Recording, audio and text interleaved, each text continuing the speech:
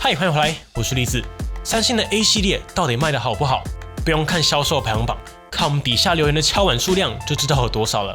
包括今年的 S23 热烈程度也是近3年最高，完全对应在销售状况上。今天这集节目除了会详细来测效能之外，我们也会来聊聊2023的中阶手机，看起来照片也很漂亮啦，甚至感光元件也换上了跟 S23 同规格的主镜头，在解析力上已经跟旗舰不分轩轾。那你可能会问，那究竟跟当代的旗舰 S23 Ultra 在相机上到底差在哪里？我们也会来聊一下。说到三星 A5X 系列，算是三星非常热门而且销售量非常强的一个系列。从 A50 开始，三星在万元就给了一块不错的萤幕 ，A51 达成中阶也有不错的相机，一直到 A52 这支初代神机有着巨大的提升。三星带来了包括旗舰才有的120Hz 高萤幕更新率、防水防尘，甚至相机也用上了过往主要锁在旗舰的 OIS 光学防手震模组，因此也被誉为初代神机。接着登场的 A52S 更是换上了高通一代佳作 778G 处理器，也终于变成完全体，真真正正、确确实实、毋庸置疑的真神机啊！接着 A54 就登场啦，咦，中间是不是少了什么？好啦，还有 A53， 其实这一支手机是还行的一代。相比起 A52S 相机算法更好，也支援了 A52S 不支援的Samsung Pay 悠游卡，对比当时的市场也是优势之选。但就是效能缩了回去，心里总是觉得少了什么。总之，我知道在 A54 上面你们最关心的是什么，所以我们一定会把这次 A54 采用的 Exynos 1380处理器效能测好测满，详细分析。究竟今年的 A54 是否可以延续神机称号呢？实际表现究竟如何？我们就一起来看看吧。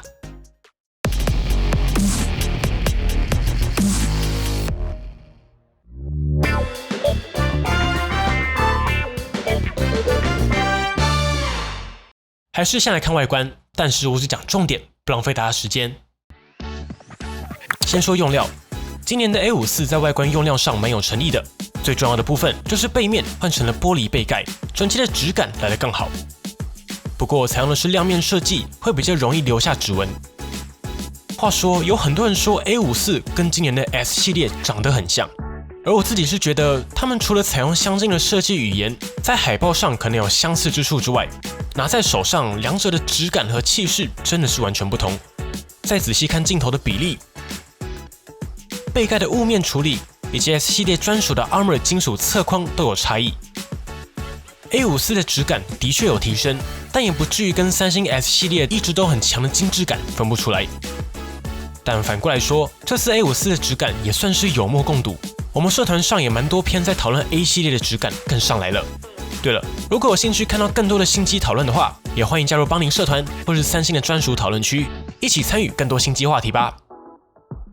此外，这次正反两面的玻璃都是耐用性不错的康宁大猩猩第5代，也延续了 IP67 防尘防水的设计，在日常使用、下雨天不小心碰到水的情境下，有防水设计用起来就是比较省心。在外观设计上依旧是没有话说的，玻璃、防水都是优于目前同级中阶的表现。不过看到正面，这一个边框，我说以2023的标准，这素不素有点粗啊，三星。好了，我们来认真聊一下，这次 A54 主要就是取消了前几代在萤幕边缘的微曲面收边设计，所以你可以看到这次 A54 的萤幕变得跟 S23 一样，还记得那句话吧？叫做变成了平面到不行再平的平面萤幕。你仔细看的话 ，A54 的萤幕边框也紧密的紧贴中框，没有隔着萤幕框架，并且单论工艺的话，要让萤幕贴紧中框，对于制造的精度也有一定的限制。但是从视觉上来看，以前 2.5D 的曲面多少会有些反光，降低边框的视觉比例，而平面就是无所遁形，没有修饰的空间。不过话说回来，如果你高情商的说，这个边框粗细只能说是没有进步，跟 iPhone 14 Pro 不也差不多吗？如果低情商的说，嘿，三星，你们家自己就是做萤幕的，最顶的萤幕都在你们家的仓库里，拿几片出来玩玩啦，不要再藏了。好啦，我是觉得上面3侧的边框只要缩一点点，我就没有太大意见。毕竟以中阶机来说，一定的距离的确会更加耐用，而如果真的摔到了，也比较不会直接伤到 OLED 的萤幕。但是这个下巴，你下一代把它做到4边尽量等宽，对，我说是尽量哦，已经很不严格了。因为我也理解，下巴要窄，必须要改 OLED 的封装，整个成本就会有明显的提升。这也是为什么中阶把下巴收窄的机器这么少。但是三星你只要做到了，那下一代我一定加倍的公开表扬。最后卡槽的部分同样是3选2的设计，虽然插入双 SIM 卡或是一张 SIM 卡搭配越来越少见的 microSD 卡扩充设计。不过这次同样没有 3.5mm 耳机接孔，变相推荐你入手蓝牙耳机。不过最近 Buds 2没有 Pro 的版本，我觉得价格也蛮可以的，声音表现在水准之上，主动降噪有，效果也不错。重点是本体小巧，相较起 Pro 的版本更容易舒服佩戴。扯远了，比较值得一提的是，这次 A54破天荒，真的是破天荒，他们居然帮 A 系列也换上了 X 轴线性马达。对比一下 A53， 就能明显听出来 A54的线性马达更加清脆利落。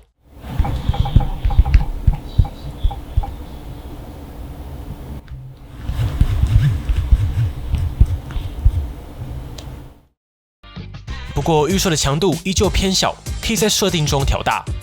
这次的马达用的是 AAC 瑞声科技的解决方案。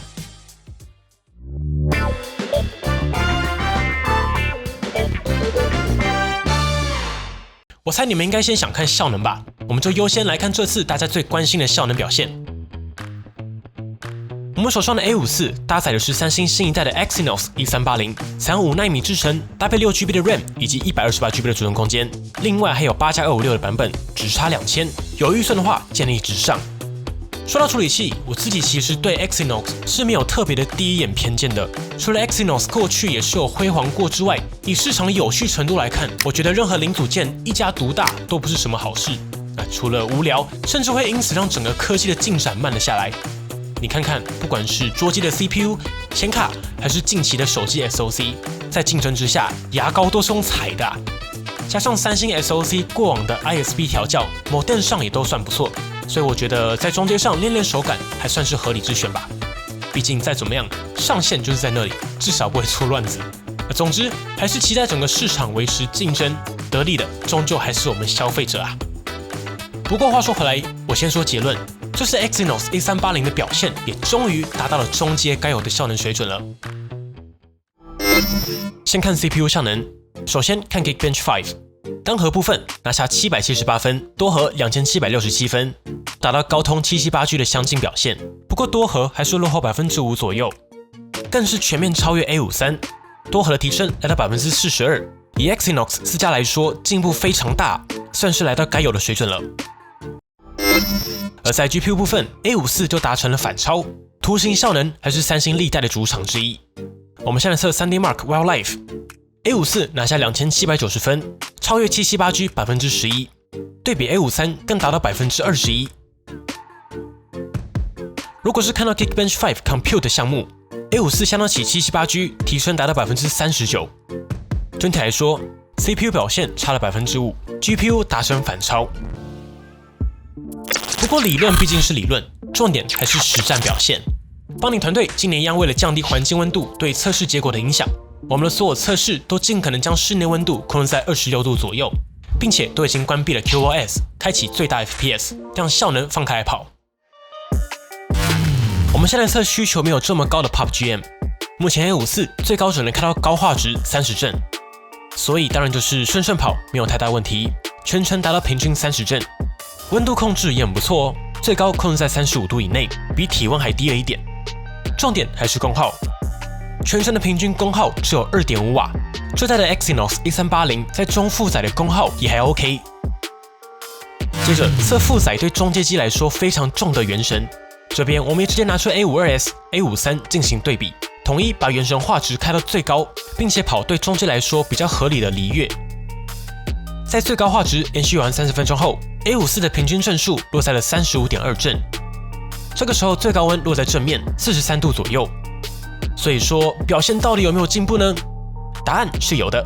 对比一下 A52S 这边，平均 31.7 帧 ，A53 这边就偏差了，只有平均 22.2 帧。重点还是功耗。A54 这边平均 5.4 瓦 ，A52S 平均 4.7 瓦。A53 这边因为也没有认真在跑嘛，功耗是最低的，平均只有 4.3 瓦。整体来说 ，Exynos 1380的定位大约就是比 778G GPU 好了一点，高于天玑1080一级的表现。A54 也算是终于超过了 A52S， 无论是在理论或是实战上都有超越，但能耗比的确还有提升空间。不过至少没有出乱子，也算是达到比较合理的水准了。并且 A54 的电力表现也很不错哦，在续航力部分采用5000毫安时的大电池，我们统一看 Full HD 120Hz。A54 拿下11小时1分的成绩，相较起 A53 的10小时 ，A52S 的9小时都来得更长。这次 Exynos 1380的日常续航表现，在三星的调教下也很不错，一部分跟这次 One UI 5.1 系统在省电上的最佳化有关。此外 ，A54 的萤幕也有自动更新率调整的功能，可以看到系统会在120和60Hz 两档自动切换，进而达成省电。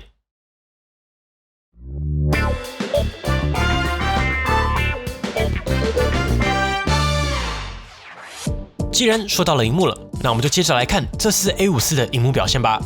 在规格上，依旧采用了 6.4 寸 Full HD Plus 120Hz 的 Super AMOLED 欧极限全萤幕，支援120、60两档的动态更新率调节。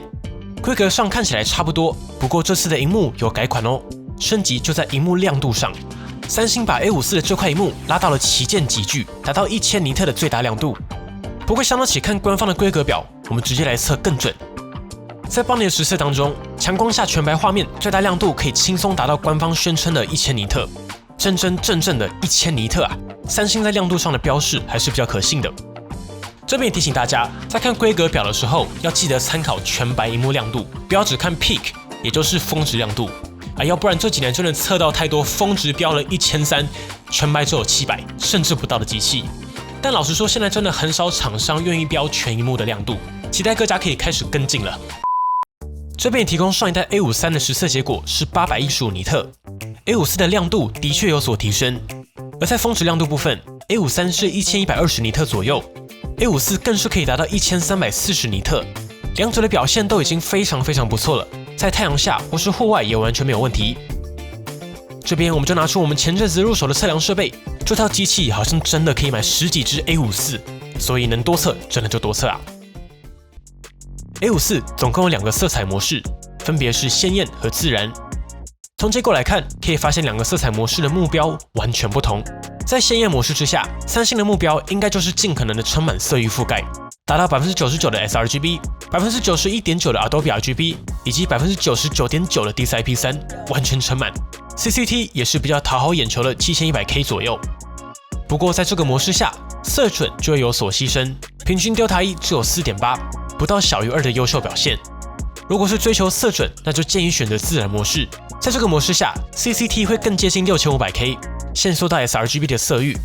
重点是这个模式下色准很不错，平均 Delta E 达到 1.41， 这个数值小于2就是色准很好的意思了。有很多人会觉得在自然模式下感觉萤幕偏黄，没错 ，6500K、6600K 的萤幕，如果已经习惯偏冷萤幕的朋友，就会觉得偏暖，但这就是目前的标准没错。对了，看到我们这期节目依旧测好测满的份上，节目制作不易，还请大家多多支持了。也欢迎透过加入频道会员或是 YouTube 超级感谢按钮赞助我们，完成更多有参考价值的实测节目。此外，这块萤幕也支援了 Always On Display 永远显示，开启之后指纹的位置也会永远显示，可以更快的对准位置解锁，开启萤幕。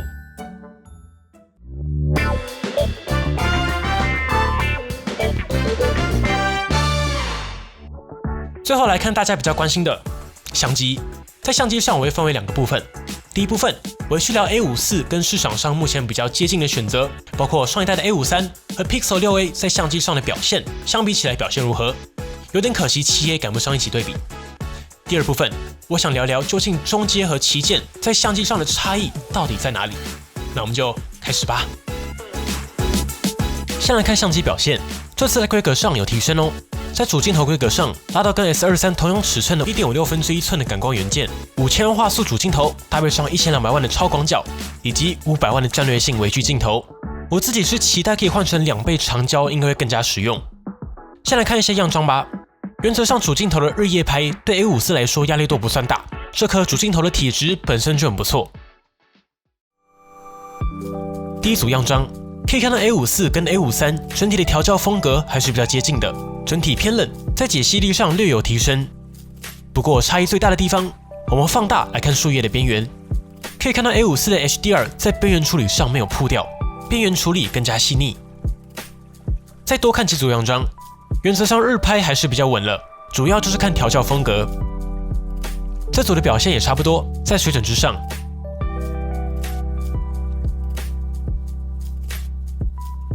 这次 A54 真正跟 A53 拉开差距的，其实是数位变焦的解析力。可以看到，在2倍数位变焦之下 ，A54 的解析力明显好上了许多。A53 这边则有着明显的涂抹痕迹。我们继续放大到5倍，可以看到 A54 这边不只是更加清晰，在整体的曝光上也更加稳定，算是这次蛮有感的提升点。这边真的是必须提一嘴，这次 A54 用的这组感光元件在解析力上真的不错。来做个盲测，先给大家第一个观感。接着我们放大来看画面上圈起来的这个小角，大家觉得哪一张是 A54 呢？3、2、1，答案是这一张。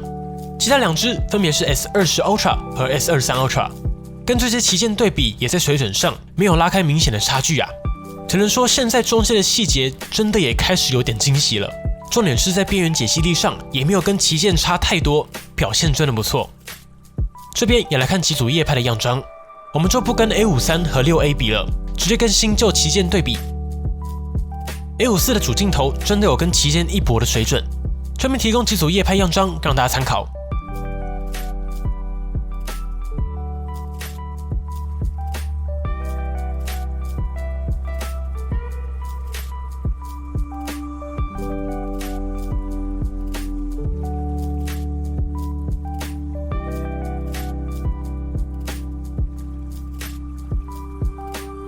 整体来说，你仔细看的话，还是可以看出中阶和旗舰的差别，主要就是落在 HDR 高光抑制的细腻程度以及整体的解析力。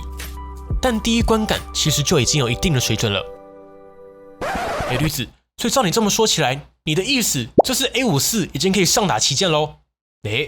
也没有，像是超广角镜头的解析力大概只有70%的表现吧，又或者是望远镜头跟旗舰相比还有很长一段路要走。不过我觉得真正的差异其实是体验。这样说比较清楚，中阶目前可以做好稳定的场景还是静态摄影，像是你想拍人、拍物、拍山、拍海，只要物体不会快速移动，并且不是复杂光源之下， A54 就已经有很不错，甚至称得上是不俗的表现了。但是如果你是想拍小孩、拍狗狗、拍会动的东西，无论各家，中阶跟旗舰相比，两者最大的差异真的就是体验。而造成两者体验差异的大魔王就叫做 shutter lag， 也就是按下快门之后，相机截取画面到读出中间所产生的延时。我们一样来做个疯狂的测试，仔细看，我们在按下快门的同时，把手机快速的往旁边抽走。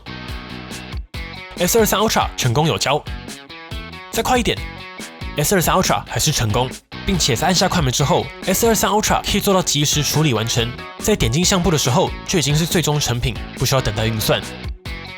我们接着测 A54， 仔细看，我们在按下快门的同时，把手机快速的往旁边抽走，快门延迟了。进到相簿后，需要等待时间转进行处理，而这就是我说的体验差异。举个例子 ，S23 Ultra 就像是一个全能选手的存在。拥有完整的焦段覆盖，拍远、拍近、拍人、拍山、拍海、拍小狗狗都可以轻松应付。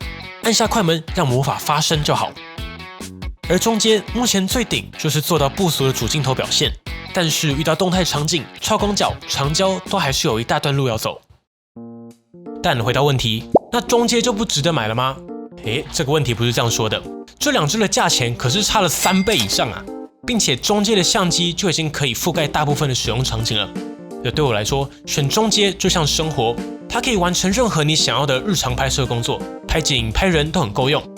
而旗舰就像旅游，你可以跟着它尽情探索，按下快门后就让魔法发生。整体来说，我觉得这次 A54 的里程碑就是把旗舰和中阶的主镜头差异拉到非常小，喜欢拍景、拍人都非常够用。你跟同级比，它的主镜头表现的确不俗，超广角也在中阶的水准之上。而如果你的预算就是在1万元左右，那这次的相机也的确在水准之上。三星的算法稳定性也是令人比较放心的。但很多人说中阶用上了旗舰感光元件就可以上打旗舰，那倒是不至于，还有一段路要走。而在录影表现上 ，A54 最高支援 4K 30fps， 并且同样支援 VDIS 防守阵算法。看实测，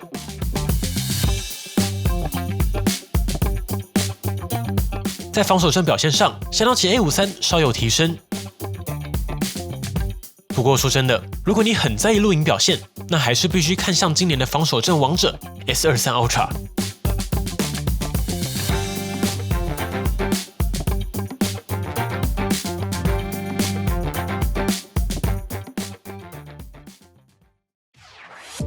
而在各种附加功能上，像是拥有峰值对焦的专业影片模式、拍照的专业模式，这些旗舰登场的功能 ，A54 也都能用到。不过 Camera Assistant、Expert RAW 这些进阶操作的 App 就真的是旗舰专属了。A54 也同样支援 Super Steady 超稳定动态摄影，点开这个选项就能够启用。不过在这个模式下，最高只支援 Full HD 30fps， 在效果上一样很稳。但是要注意哦，这个模式下用的是超广角镜头拍摄。只有室外大太阳、天气好的时候再开启使用，室内或是阴天，请不要使用这个模式拍摄。此外 ，A54 同样支援阴影橡皮擦，可以清除拍照时因为环境灯光所产生的阴影，移除文件的阴影超级方便。反光橡皮擦也支援，可以清除玻璃上的反射。物件橡皮擦的功能也没有少，可以移除画面中你不喜欢的物体。不过就没有支援旗舰专属的即时去背了。但是同样支援按住辨识图片文字的功能，长按就可以复制图片里的文字。最后看到一些系统细节 ，A54 只支援到最高20瓦的有线充电，实测半小时充满47%，1小时85%，1小时6分就可以充满90%，最后的10% 会进入超慢速充电保护电池，总共花了1小时28分完整充满。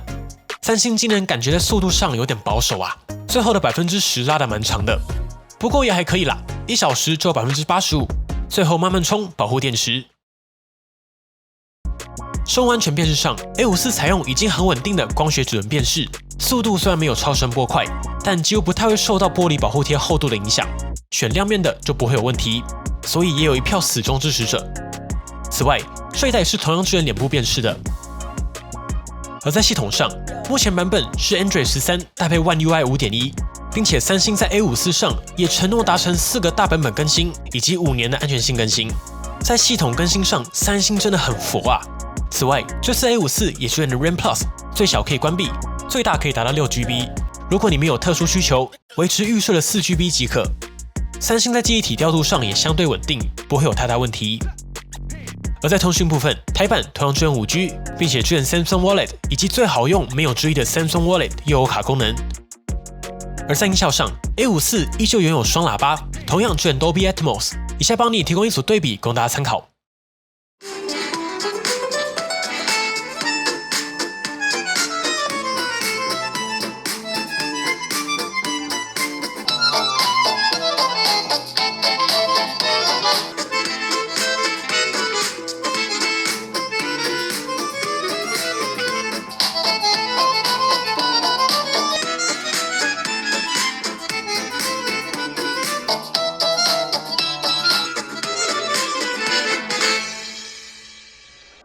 最后回到主题，说真的，可喜可贺 ，A54 终于迎来了超越，换上了玻璃背盖，全新的 S23同规格感光元件，全新的 XO 先进马达 ，Exynos 1380效能回到该有的水准，续航也不错，整个都在正确的航道上。